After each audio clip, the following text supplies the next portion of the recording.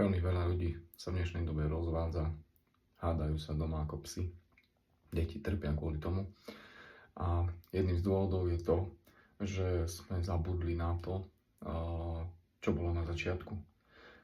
Ja píšem o tom knihu a čítam veľa kníh od psychológov a sledujem to celé už niekoľko rokov.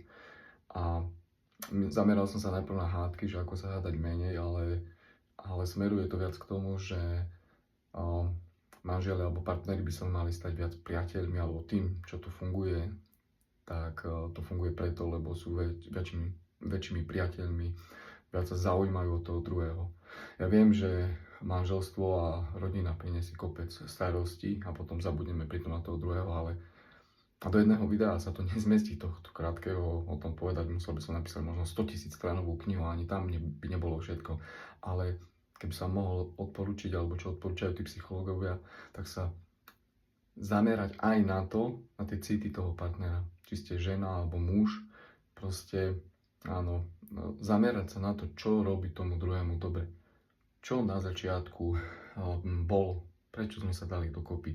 A pomedzi to aspoň trošku niečo urobiť preto, lebo veľa ľudí nerobí preto dokopy nič. Áno, varím, želím, periem, muž chodí do roboty, neviem čo, ale nezabúdať aj na tie city, čo robí toho druhého šťastným.